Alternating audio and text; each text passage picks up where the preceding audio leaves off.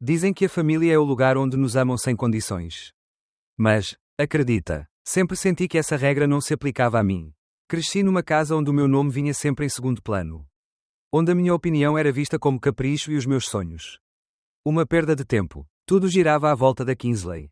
Desde pequena, ela era a rainha deles. Mostravam-na aos vizinhos. Elogiava-na nas reuniões da escola. Lembro-me de uma vez o meu pai ter cancelado o meu jogo de basquete, que era importantíssimo para mim, só para levar a Kingsley a uma sessão fotográfica de um anúncio que nem interessava a ninguém. Fiquei parado à porta do pavilhão, a segurar o equipamento, a ver o carro do meu pai a afastar-se sem mim. Tinha 12 anos e, naquele dia, percebi, nesta família, eu era apenas figurante. A partir daí, a sensação só se foi agravando. Os meus pais fizeram um segundo empréstimo para pagar-lhe um curso de modelo.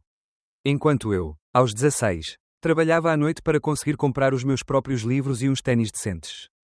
Quando tentei desabafar, a minha mãe respondeu num tom frio: és rapaz. Tens de aguentar. Mas a Kingsley não podia ficar triste, os sonhos dela eram sempre prioridade. Tinha esperança de que, ao crescer, passassem a ver-me como um adulto. Um homem que trabalhava em 2 empregos. Estudava no último ano de curso. E ainda lhes pagava 1.600 euros por mês para dormir num quarto minúsculo dentro da casa onde nasci. Mas não. A Kingsley regressou a casa depois do 3º divórcio, sim. 3º, e ficou a viver lá sem pagar nada. Como sempre. Consegues imaginar? 3 casamentos falhados. 3 famílias desfeitas aos 31 anos. Mesmo assim, os meus pais receberam-na de braços abertos. Prepararam-lhe o banho. Descascaram-lhe fruta fresca. Disseram: não te preocupes, filha. O que interessa é seres feliz. E eu era apenas a decepção. Porque não estava casado. Porque não lhes dei netos. Porque, veja-se o atrevimento, queria acabar o curso e fazer carreira. Às vezes, já nem conseguia sentir raiva. Só ficava entorpecido. Todos os domingos, à mesa da família, sentia-me um estranho. Falavam de vestidos de noiva, alianças, dos planos da Kingsley. E eu, que pagava a renda, parecia um inquilino sem direito à palavra. Na semana passada, voltei a chegar atrasado ao jantar de domingo. Nesse dia, o meu chefe ligou-me de urgência, tinha de reparar o servidor. Senão a empresa perdia um cliente grande. Mandei mensagem à minha mãe a dizer que não podia ir. Ela respondeu apenas: está bem. Já esperava, nem mais uma palavra. Quando cheguei a casa, quase à meia-noite, exausto, deparei-me com caixas no corredor. As minhas caixas. Senti o peito apertar. Tentei convencer-me que era engano. Entrei no meu quarto, já estava tudo mudado. A minha cama tinha desaparecido. A secretária empurrada para o canto. As minhas coisas amontoadas como lixo. O meu pai e a Kingsley mediam as paredes com uma fita métrica e comentavam qualquer coisa. Fiquei parado à porta, e nem sequer me olharam. O meu pai disse, com toda a calma: a Kingsley precisa de espaço para o closet do enxoval. Vais pôr a tua cama na garagem. Na garagem, sem aquecimento, sem água, com as ferramentas do meu pai a fazerem barulho todos os dias às 6 da manhã. Senti a cabeça a rodar. Só consegui murmurar: mas que raio é isto? Nessa altura, a minha mãe entrou no quarto, com uns papéis na mão. Pousou-os na secretária, e senti o chão a desaparecer debaixo de mim. Tens de assinar isto, disse num tom gelado. Olhei, era um crédito de 12.000 euros. Para pagar o casamento de sonho da Kingsley. Porque o novo noivo, o Felipe, que eu só vi uma vez na vida, não tinha condições para pagar a cerimónia digna de princesa que ela tanto queria. Desatei a rir. Não consegui conter-me, mas, em vez de perceberem o absurdo, a minha mãe soltou um sibilo. Família é ajudar. Tens obrigação de apoiar a tua irmã. O meu pai acenou, feito boneco de corda, e a Kingsley fez aquele sorriso cínico que me dava náuseas. Tentei manter a calma, falar como pessoa civilizada. Eu não vou assinar este crédito. E também não vou dormir na garagem como um cão abandonado. Mas a minha mãe insistia, enfiando uma caneta na mão. Tens de fazer isto pela família. E foi aí que algo dentro de mim se quebrou. Pela primeira vez, disse em voz alta o que guardava há anos. A Kingsley tem 31 anos. Nunca trabalhou mais de meio ano seguido. Se quer saber, este casamento dela não vai durar nem até ao fim da lua de mel. A Kingsley soltou um guincho. Parecia uma gata ferida. E gritou: estás com inveja porque eu encontrei o amor verdadeiro. Tu vais morrer sozinho. As palavras dela foram como uma facada. Mas não deixei transparecer. A minha mãe agarrou-me pelo braço, tentando obrigar-me a pegar na caneta. Mas eu puxei-o bruscamente. Ela perdeu o equilíbrio e atirou ao chão os meus livros e papéis. O meu pai levantou-se num salto e apontou-me o dedo ao peito. Estás a envergonhar esta família pela última vez. Já não és nosso filho. O meu coração batia descompassado. Um zumbido nos ouvidos. Vi-os ali, o meu pai vermelho de raiva. A minha mãe a chorar. A Kingsley com aquele ar de superioridade. E finalmente percebi: chega. Acabou-se. Não ia ser mais o multibanco deles. Não ia deixar que matassem os meus sonhos para alimentarem os castelos de areia da Kingsley. Assenti, muito devagar. Depois virei costas e saí para o corredor. Enquanto discutiam quem ia ficar com a minha mobília. Passei pelo escritório do meu pai. Alguma coisa dentro de mim dizia: vê. Abri uma gaveta, encontrei dossiês com o meu nome. Uns papéis de impostos que nunca tinha visto. E umas pendrives com ficheiros que ainda teria de investigar. Enfiei tudo na mochila e abracei-a contra o peito como se fosse um tesouro. Ao passar pela Kingsley, ela atirou-me com desdém. Não te esqueças de transferir o dinheiro do crédito. Olhei-a nos olhos e disse apenas: aproveita bem o teu closet. O meu pai acompanhou-me até à porta. Sempre a gritar que eu deixava de fazer parte da família. Saí. Inspirei o ar frio da noite. Pela primeira vez em anos. Senti-me livre, mesmo que essa liberdade me metesse medo. E no fundo sabia que ainda me esperava um choque maior. Porque não ia calar-me. Sabia que, agora, a verdade estava do meu lado. Atravessei o pátio escuro até ao carro. Com a certeza de que esta história só estava a começar. A partir daqui, ia destruir para sempre a ilusão deles. Ainda me lembro da forma como naquela noite conduzi até casa de uma amiga. Com a mochila pousada no colo. Agarrada com tanta força como se lá estivesse toda a minha vida. É para ser sincero, era mesmo isso. Naquelas pastas, naquelas pendrives, havia muito mais do que simples números, estava lá a verdade. Uma verdade capaz de destruir não só as minhas ilusões, mas também toda a imagem de família perfeita que os meus pais insistiram em vender ao mundo durante tantos anos. Cheguei à casa da Joana, amiga de longa data, e deixei-me cair no sofá dela. Quando me viu naquele estado, exausto, com os olhos carregados de raiva e mágoa, abraçou-me sem dizer nada, apenas apertando-me com força. Pela primeira vez em muito tempo, senti-me em segurança, um porto seguro longe da tempestade que era a minha casa. Durante os dias seguintes, quase não saí do quarto de hóspedes. Passei horas a rever papéis, a olhar para aqueles extratos, para declarações fiscais onde aparecia o meu nome em créditos que eu nem sabia que existiam. Cada linha era como ácido a queimar-me o estômago. Tinham usado o meu nome. Tinham feito de mim uma ferramenta ao serviço deles. Ecoava-me na cabeça as frases deles: a família serve para apoiar. Fazemos isto para teu bem. Mas a verdade nua e crua era que eu não passava de um recurso conveniente. A Joana tentava fazer-me comer. Mas eu não tinha apetite. Só bebia chá preto atrás de chá preto. Enquanto digitalizava cada documento, ela, sempre atenta, deixava um prato com sandes e um copo de água ao lado da secretária. Sem nunca me pressionar, às vezes, sentava-se na poltrona do quarto, lendo um livro em silêncio. Mas a sua mera presença, a respiração calma, era um conforto imenso. Numa noite, quando a raiva e a dor me sufocavam e as lágrimas correram livremente. Ela não fez perguntas, apenas sentou-se na beira da cama. Passou o braço pelos meus ombros e deixou-me chorar, apertando-me com firmeza. Não precisávamos de palavras, a compreensão dela era um bálsamo para a minha alma ferida. Quando encontrei recibos que mostravam que a Kingsley estava registada como consultora financeira, na empresa do meu pai, a ganhar alegadamente 48.000 euros por ano, quase me deu uma gargalhada histérica. A Kingsley, que mal sabia pagar a conta da luz, consultora financeira. Lembrei-me dela, a vangloriar-se nos jantares de domingo de como era difícil gerir a contabilidade do pai. Soava a anedota de mau gosto. Ao terceiro dia, ganhei coragem e liguei ao Marcos, um amigo da Joana que trabalha num banco. Quando lhe mostrei aqueles papéis, ele ficou tão pálido que até me assustei. Disse-me logo: tens de bloquear as tuas contas imediatamente. Se não fizeres nada, vão arruinar-te a reputação de crédito. Tratámos de apresentar queixa por uso abusivo de identidade. Cancelámos linhas de crédito. Mudámos todas as passwords, até do e-mail. Enquanto fazia isso, crescia dentro de mim a sensação de que nunca mais voltaria àquela casa. O Marcos não se limitou a dar-me conselhos profissionais. Ele partilhou comigo a história de um primo que passou por algo semelhante. Explicando-me as nuances, as armadilhas emocionais e burocráticas. A sua voz calma e a sua experiência foram um guia vital. Senti que, com ele, estava em mãos seguras, não apenas a lidar com números, mas com a minha própria dignidade. Ao fim da tarde, recebi uma mensagem da minha mãe. Estás a ser egoísta, a família não se trai. Fiquei a olhar para o telemóvel, sem perceber se era mesmo ela a escrever aquilo. Depois de tudo o que me tinham feito, quase ao mesmo tempo, o meu pai ligou-me, aos gritos, tão exaltado que mal percebia as palavras. Ameaçava processar-me por fraude se eu não voltasse. Desliguei sem responder. A Joana ofereceu-me o sofá dela por tempo indefinido. Eu acenei com a cabeça. sentindo, talvez pela primeira vez em anos, que alguém me aceitava sem me cobrar nada em troca. A sua lealdade inabalável era um lembrete de que nem tudo no mundo era egoísmo e manipulação. Mais tarde, saí um pouco para apanhar ar. O vento de novembro gelava até aos ossos. Olhei para o céu pesado e cinzento, igual ao que tinha sido a minha infância. Pensei em como, para eles, eu sempre tinha sido figurante. Invisível, um peão útil para alimentar os caprichos da Kingsley e manter a fachada de família exemplar. Mas prometi a mim mesmo que não ia calar-me mais. Se fosse preciso, contaria tudo às finanças, à polícia, a quem fosse.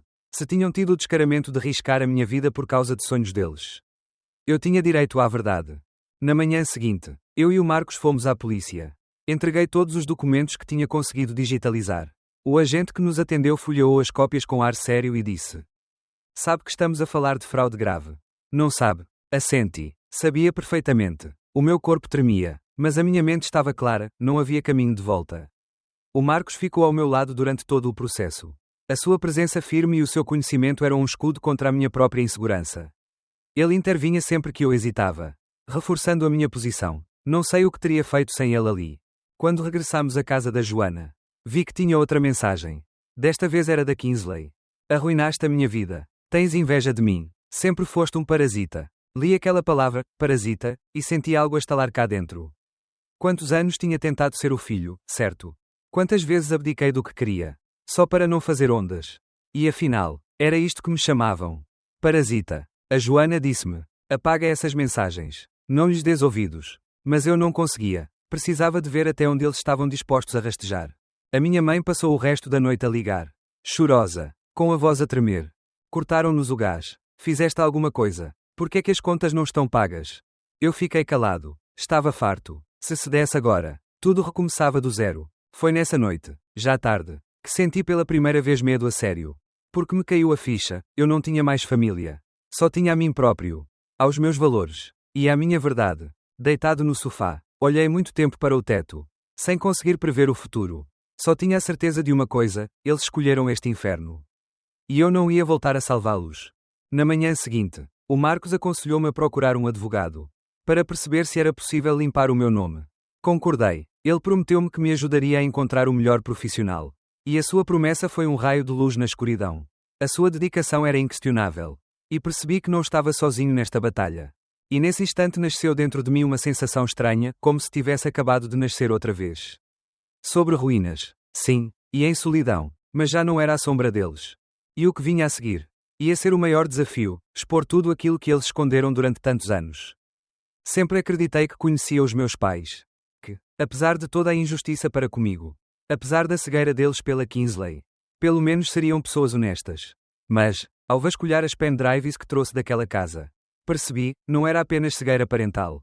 Era mentira pura. Sentado na cozinha da Joana, fui abrindo ficheiro atrás de ficheiro. E cada documento parecia ampliar a podridão. Havia transferências em nome da Kingsley, salários por um suposto trabalho de consultoria financeira, na empresa do meu pai.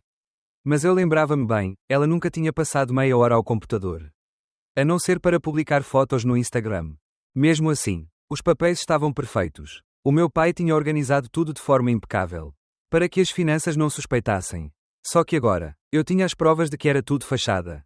O Marcos, sentado ao meu lado, folheava os relatórios em silêncio. Arranjar os dentes. Isto é crime. Tens noção? Não tens? Assenti. Mas sentia-me a ferver por dentro. Estava a tremer. Porque isto não era apenas aldrabice, era uma traição premeditada. Construída ao longo de anos. Tinham usado o meu nome. A minha confiança. Para alimentar as fantasias de grandeza da Kingsley. A Joana, vendo a minha mão tremer e o meu rosto a contorcer-se de raiva, aproximou-se e pousou a sua mão fria na minha. "Respira", sussurrou ela, e o seu toque suave era um lembrete de que eu não estava sozinho. O Marcos, por seu lado, não só analisava os documentos com um olhar clínico, mas também me olhava de vez em quando. Como que a verificar se eu estava a aguentar o choque. A sua presença e a sua determinação em ajudar eram um âncora para mim. Havia ainda uma pasta chamada Contas Hudson. Quando a abri, quase deixei cair o rato do computador. Lá estavam cartões de crédito em meu nome. Com limites de 7, 8 mil euros. E o saldo, já todo gasto. A boca ficou-me seca. Perguntei em voz alta, sem acreditar: "Gastaram isto tudo com a Kingsley?" A Joana aproximou-se, pousou a mão no meu ombro e disse: "Sim, transformaram-te na carteira dela." Ela olhou-me com uma empatia tão profunda que vi nos seus olhos a indignação que eu sentia. Não era só a Joana amiga, era uma cúmplice na minha revolta. Uma testemunha da minha dor. O Marcos assentiu, os lábios apertados, e eu soube que ele também partilhava da minha repulsa. Naquele momento, não me senti mais sozinho contra o mundo. Deu-me vontade de gritar, de esmagar aquela pena contra a parede. Mas respirei fundo, porque percebi, já não era questão de emoções. Era questão de justiça. Ao analisar os movimentos bancários, reparei que até as contas de casa, gás, água, eletricidade, estavam em meu nome. Mesmo depois de eu já lhes pagar renda todos os meses. Senti aquilo como uma facada dupla. Primeiro obrigaram-me a pagar para viver ali. Depois atiraram para cima de mim todos os encargos. O Marcos avisou logo. Tens de contactar as finanças. Se não fizeres nada, ainda te acusam de cúmplice. Eu assenti outra vez. O medo apertava-me o peito. Mas não tinha alternativa. No dia seguinte, encontrei-me com o advogado que o Marcos me tinha recomendado. Um homem grisalho, de olhar cansado. Folheou os documentos e foi direto. Isto é burla. E se não agires? Podem arrastar-te para o meio do processo. Precisamos declarar formalmente que não tens nada a ver com isto. Eu posso ajudar. Ouvi aquilo e senti que as últimas pedras do castelo de ilusões se desmoronavam. As pessoas que deviam proteger-me tinham vendido a minha dignidade para garantir a sua comodidade. Nessa noite, recebi uma chamada do meu avô. A voz dele soava preocupada. Filho, o teu pai contou-me que roubaste uns documentos e estás a ameaçar destruir a empresa da família. É verdade. Inspirei fundo e, pela primeira vez sem medo, respondi: avô, posso mostrar-te todas as provas. Se quiseres, aparece cá. Eu explico-te tudo. Ele ficou calado durante uns segundos. Depois disse baixo: vou ter contigo amanhã. Nessa noite não consegui dormir. Lembrei-me de como o meu avô, quando eu era pequeno, dizia que a honra estava acima de tudo. E agora cabia-me contar-lhe que o próprio filho dele tinha trocado a honra por barcos. Festas de casamento e salários inventados. Quando o avô chegou, trazia um bolo caseiro, igual aos que fazia nos aniversários. Quase me vieram as lágrimas a ver aquele gesto. Sentou-se comigo à mesa e disse: mostra-me. Fui-lhe abrindo ficheiro por ficheiro, explicando cada falsificação, cada conta paralela, cada assinatura forjada. Ele ficou em silêncio, branco como cal. Quando terminei, baixou a cabeça e ficou calado muito tempo. Depois levantou os olhos, e nunca vou esquecer aquele olhar. Tanta mágoa que me tirou o ar. Passei a vida a acreditar que o teu pai era um homem de palavra, disse ele, mas ele transformou os meus últimos anos numa farsa. Tentei responder, mas não consegui. Fiquei simplesmente a ouvir aquele silêncio pesado que caiu sobre a cozinha. O avô pediu-me para fazer cópias de tudo. Quero resolver isto eu próprio. Eles já não podem falar em nome desta família. Entreguei-lhe a pendrive. E naquele momento senti que, pela primeira vez em muitos anos, alguém do meu sangue me apoiava. Quando ele saiu, a Joana aproximou-se. Estás bem? Olhei para ela e disse a verdade. Não, mas pelo menos a verdade não está mais escondida. Mesmo assim, lá no fundo, queimava-me uma sensação estranha. Medo, porque percebia que a guerra ainda agora começava. Nessa noite voltei a não conseguir dormir. O peso de tudo aquilo esmagava-me. Via as caras dos meus pais. Ouvia-lhes as acusações, os gritos, como um eco. Família não trai, mas afinal, não tinham sido eles a trair-me primeiro. Perto do amanhecer, levantei-me. Lavei a cara com água fria e olhei-me ao espelho. Não vi mais o miúdo que se calava e aguentava tudo. Vi um homem. E soube, nesse instante, que não podia recuar. Porque a verdade, às vezes, não salva ninguém. Ela destrói. E só depois da destruição é possível construir algo novo. Disquei o número do avô, só para lhe agradecer. Mas ele não atendeu. Talvez já estivesse ocupado. Logo a seguir, apareceu uma mensagem no ecrã. Era da Kingsley. Se não parares, vou fazer da tua vida um inferno. Fiquei a olhar para aquilo e, pela primeira vez em muito tempo, consegui sorrir. Porque já não tinha medo. À minha frente estava um dia que ia mudar tudo. Para sempre. Eu não tinha qualquer intenção de ir ao casamento da Kingsley. Para que assistir a mais uma encenação deles? Mas o Felipe, o noivo dela, insistiu várias vezes, a dizer que não aguentava enfrentar aquilo sozinho. Depois foi o meu avô a telefonar, a pedir-me para ir com ele. Porque queria ver com os próprios olhos como aquilo ia acabar. Não consegui dizer-lhe que não. Nesse dia cheguei à casa da tia, onde tinham mudado a cerimónia depois de todo o escândalo com as finanças e as contas bloqueadas. O céu estava cinzento, fazia frio, e o vento rodopiava as folhas secas pelo quintal.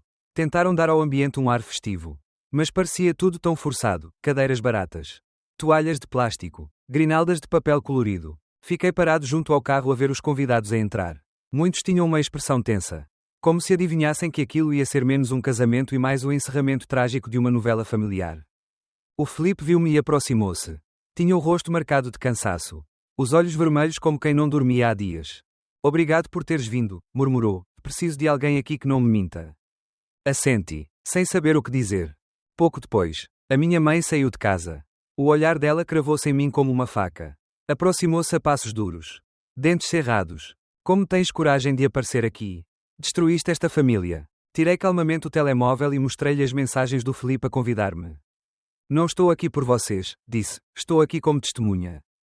Ela virou costas. Tapou a cara com as mãos e foi embora. Incapaz de responder. O meu avô chegou pouco depois. Caminhava firme, mas vi-lhe nos olhos um cansaço profundo. Fica ao pé de mim, disse, se o teu pai começar alguma. Eu seguro-o. Apertei os lábios e fiz que sim. A cerimónia começou a atrasar. A Kingsley não aparecia, apesar de já ser hora. Os convidados murmuravam baixinho, muitos a cochichar sobre o fisco e as contas penhoradas. Finalmente a porta abriu-se. A Kingsley saiu num vestido simples. Comprado numa loja qualquer, sem etiquetas de luxo, sem aquele glamour de que tanto falava. O rosto dela parecia esticado de tensão. Prestes a rebentar. Caminhava pelo relvado, entre cadeiras de plástico, como se fosse um tapete vermelho, mas via-se que o mundo dela estava a desabar. Quando me viu, a cara dela retorceu-se. Parou a meio do corredor. Apontou-me o dedo e gritou tão alto que todos se sobressaltaram. Tu não devias ter vindo. Estragaste-me a vida. O Felipe tentou acalmá-la. Murmurou-lhe qualquer coisa, mas ela afastou-o bruscamente.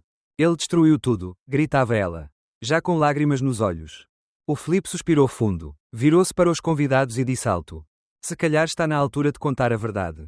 A Kingsley empalideceu. Que verdade? A voz tremia-lhe. Contaste-me que trabalhavas há 5 anos na empresa do teu pai. Que eras responsável pela contabilidade. Foi mentira. Tudo isto foi pago com salários falsos.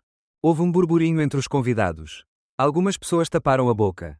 Incrédulas. A Kingsley tentou interromper. Ele está a mentir. Ele tem inveja. Mas o Felipe cortou-lhe a palavra. Falei com o contabilista. Kingsley, nunca trabalhaste lá. Mentiste até sobre o teu curso. Ela ficou lívida, os lábios a tremer. Apontou-me outra vez. Foi ele. Envenenou-te contra mim. Dei um passo em frente e disse em voz firme. Só te mostrei a verdade. Vocês é que decidiram viver na mentira. O Felipe olhou-a com uma dor no olhar que me fez ter pena dele. Eu não posso casar contigo. Não assim, murmurou, e tirou a aliança do dedo. Nesse momento ouvi a minha mãe gritar. E o meu pai praguejar. A segurar a cabeça em desespero. Alguns convidados começaram a levantar-se. A tentar escapar à vergonha. A Kingsley atirou-se ao Felipe. Batendo-lhe no peito. A implorar para não a deixar. Mas ele afastou-a com cuidado. Virou-lhe as costas e saiu pelo portão. Deixando toda a gente num silêncio constrangedor. A Kingsley caiu de joelhos na relva. A soluçar, agarrada ao vestido já sujo. A minha mãe correu até ela. Enquanto o meu pai se virou para mim. Agarrou-me pelo ombro e berrou. Isto é tudo culpa tua. Sempre quiseste destruir-nos. Olhei-o nos olhos e disse tranquilo. Não, pai, só me recusei a continuar a ser a vossa sombra. Ele ficou parado, sem reação, como se não percebesse o que eu acabara de dizer. O meu avô avançou um passo. Apoiou-se na bengala e disse pausadamente. Chega de mentiras. Uma família constrói-se com verdade. E vocês destruíram isso. O meu pai tentou protestar. Mas as palavras morreram-lhe na garganta. Os convidados iam saindo discretamente. Alguns deixaram os envelopes dos presentes em cima da mesa de plástico. Outros recolhiam os filhos para longe daquela vergonha. A tia da Joana aproximou-se e perguntou num sussurro. Por que fazerem isto em público? Respondi-lhe sem hesitar. Porque senão este teatro nunca acabava. Atrás de nós. A Kingsley voltou a gritar. Arrancando a própria grinalda. Atirando o ramo ao chão. A rasgar o véu. A minha mãe tentava segurá-la. Mas não tinha forças. E então, por um instante, a minha mãe olhou-me com tanto desespero que me gelou o sangue. Arruinaste o nosso sonho, sussurrou. Respondi. Um sonho construído em cima de mentiras não vale nada. Ela desatou a chorar. O meu pai ficou ali parado. Imóvel. O avô pousou a mão no meu ombro e disse baixinho. Fizeste o que tinhas de fazer. Eu não senti alegria. Só um vazio imenso. Enquanto ajudávamos a recolher as cadeiras e a arrumar a comida. A Kingsley trancou-se num quarto. E de lá saíam apenas soluços e pancadas, como se batesse nas paredes. Saí para o quintal e respirei o ar frio. Tinha acabado. A peça deles tinha chegado ao fim. Mas, lá dentro, eu sabia, aquilo não era o fim de nada. Agora tinha de ajudar o meu avô a pôr ordem na empresa. Resolver as dívidas e construir uma vida nova. onde eu já não seria apenas um espectador calado das fantasias dos outros. Depois de o casamento da Kingsley se ter transformado num autêntico circo, tudo se afundou ainda mais depressa do que eu poderia imaginar. Logo no dia seguinte chegou uma notificação das finanças, tinham aberto uma investigação oficial a todas as contas da empresa do meu pai.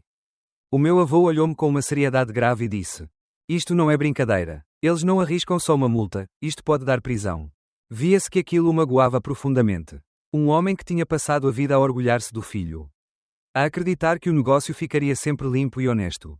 Agora, sentia-se traído como ninguém. À noite, ficávamos os dois sentados à mesa a rever papéis. Ele mostrava-me onde o meu pai mascarava os pagamentos fictícios à Kingsley. Como desviava dinheiro para caprichos dela, registando tudo como consultorias. De vez em quando, via-lhe a mão a apertar o peito, o rosto a empalidecer. Eu sugeria fazer uma pausa, mas ele sacudia a cabeça. Não, preciso de ver isto com os meus próprios olhos. A minha mãe tentava telefonar-me. Chegou a aparecer em frente à casa da Joana. Uma vez fui ter com ela. Estava com os olhos vermelhos de tanto chorar. E implorava: "Diz às finanças que foi engano. Não nos destruas." Olhei-a nos olhos e perguntei: "E vocês não me destruíram? Quando usaram o meu nome para créditos que não eram meus? Quando me mandaram para a garagem como se fosse um cão? Isso também foi um engano." Ela começou a balbuciar justificações. Que só queriam ajudar a Kingsley, mas eu já não precisava de ouvir. O meu avô, que estava ao meu lado, disse de forma firme: "Chega, vamos falar a verdade às autoridades." A minha mãe caiu de joelhos no meio do pátio. Escondeu a cara nas mãos e desatou a chorar. Os vizinhos espreitavam pelas janelas. Alguns comentavam em voz baixa. Outros fingiam não ver, a vergonha era total. O meu pai desapareceu durante uns dias. Quando voltou, vinha furioso, perdido. Encontrei-o em casa da tia, a tentar convencer os familiares de que tudo não passava de calúnias. Que era vítima de uma armadilha. Quando me viu, começou logo aos gritos: "Estás contente? Arruinaste a tua mãe. Destruíste a tua irmã. Traíste o teu pai." Respondi-lhe calmo: "Eu não traí ninguém. Apenas me defendi. Foram vocês que se destruíram." Ele avançou para mim com os punhos cerrados. Mas o meu avô colocou-se no meio. Firme. "Acabou. Já não és tu quem manda nesta família", disse devagar. "Roubaste-nos a todos. Atiraste o teu filho para debaixo de um comboio só para manteres a fachada." O meu pai baixou a cabeça, mas ainda fervilhava por dentro. "Fiz tudo pela família", gritou. O meu avô abanou a cabeça com tristeza. "A família constrói-se com respeito, nunca com mentira." Foi o momento em que percebi que o meu pai estava completamente quebrado. Sentou-se na beira de uma cadeira e escondeu o rosto nas mãos. Como uma criança. E não senti pena. Já não. A Kingsley não voltou a sair do quarto desde o dia do casamento. Ao cair da noite ouvia-se ela aos gritos, a partir coisas, a insultar o mundo inteiro. A certa altura, a minha mãe levou-a a um psicoterapeuta conhecido. E nunca mais a vi. Nesses dias, o meu avô tratou de passar a empresa para o seu nome, afastando totalmente o meu pai da gestão. Ofereceu-me a hipótese de, depois de acabar a universidade, ficar a ajudar a dirigir o negócio, de forma limpa, com contas transparentes, sem aldrabices. Demorei a dar resposta. Parte de mim queria era fugir para bem longe daquele apelido. Mas outra parte sentia que, se não fosse eu a pôr ordem, quem seria? O meu avô disse-me: "Sei que tens caráter para não repetir os erros deles." Acabei por aceitar ajudá-lo. Uma noite, estávamos os dois a beber chá na cozinha. E ele desabafou em voz baixa: "Sabes, pensei que o pior era a vergonha. Mas percebo agora que pior é ver os filhos destruírem o próprio futuro com as suas mãos." Ficou-me gravado na memória. Porque era a verdade nua e crua. Eles próprios arruinaram tudo: a vida, os laços, os sonhos. Eu já não sentia culpa nenhuma. Só assistia, sem ilusão, ao colapso deles. Poucos dias depois, soubemos que as finanças tinham encaminhado o processo para o Ministério Público. O meu pai podia mesmo enfrentar um julgamento. O meu avô prometeu arranjar-lhe um bom advogado, mas deixou claro que ia lutar para que ele nunca mais voltasse a mandar na empresa. E eu voltei a sentir-me vivo. Mesmo que tudo estivesse por um fio. Já não era aquele miúdo que se deixava expulsar do quarto por causa de vestidos de cerimónia. A Joana abraçou-me e disse: "Fizeste o impossível, mostraste a verdade." Eu não sabia se devia sentir alegria. Cá dentro, só havia vazio, mas vazio era melhor do que humilhação sem fim.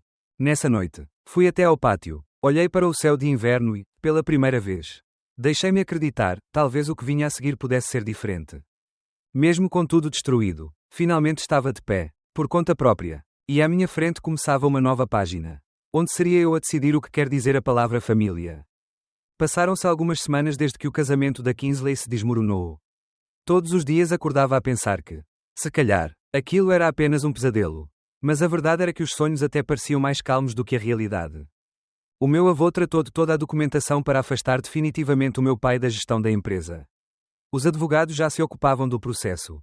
E falaram comigo para, depois de terminar a universidade, assumir parte da administração. Isso assustava-me, mas ainda me assustava mais a ideia de voltar a ser a sombra de outros na história deles.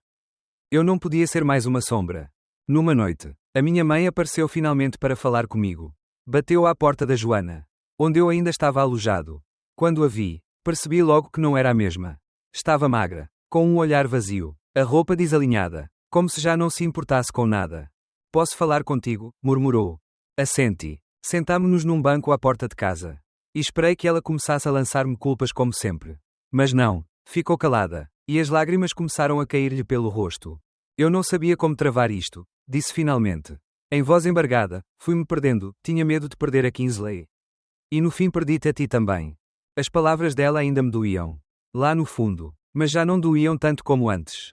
Fizeste bem, disse ela, de repente. E eu não esperava ouvir aquilo, bem em abrir os olhos de todos. Eu nunca quis admitir que nós próprios criámos este inferno. Eu não consegui perdoar logo ali. Não depois de tudo, mas naquele instante percebi que já não precisava do perdão dela para me sentir em paz. Eu podia, finalmente, ser apenas eu. Mãe, falei com calma, se queres mesmo mudar. Começa a ser honesta, diz a verdade à Kingsley. E viva a tua vida. Não as fantasias dos outros. Ela acenou com a cabeça. A soluçar. Vou tentar, sussurrou. Ficámos ainda muito tempo em silêncio. Até o vento ficar demasiado frio para aguentar. E naquele silêncio senti algo novo. Não reconciliação, mas talvez o início de um caminho para lá chegar. Depois daquela conversa senti-me diferente. Mais leve, como se me tivessem tirado uma corrente do pescoço. No dia seguinte, o meu avô chamou-me.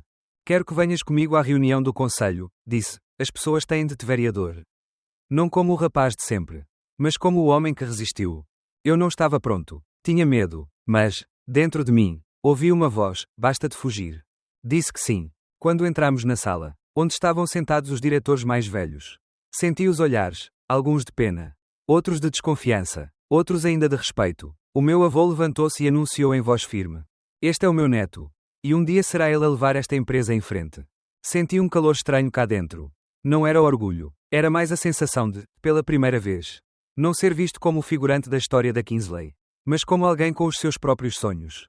Mais tarde, já em casa, recebi uma mensagem do Felipe. Obrigado por me mostrares a verdade. Vou recomeçar. Espero que tu também. Fiquei a olhar para o telemóvel e, pela primeira vez em muito tempo, sorri de verdade. A vida de que sempre tive medo estava ali, à minha frente, em branco. Não ia ser fácil, mas era minha. A Joana perguntou-me. E agora? O que vais fazer? Pensei e respondi. Vou tentar ser eu próprio. É quem sabe, um dia voltar a acreditar numa família. Mas numa família que constrói, não que destrói. Ela acenou e apertou-me a mão. Depois saímos os dois para o quintal. O vento cheirava a neve. E nesse frio senti, pela primeira vez, que estava livre. Tinha pela frente um caminho longo, reparar erros do passado, ajudar a levantar a empresa, acabar o curso, aprender a amar sem medo. Mas, acima de tudo, já não tinha medo. Olhei para o céu e disse para mim, baixinho, eu escolho a verdade, mesmo amarga, porque só a verdade pode ser base de algo real. É com esse pensamento, dei o primeiro passo na minha nova vida.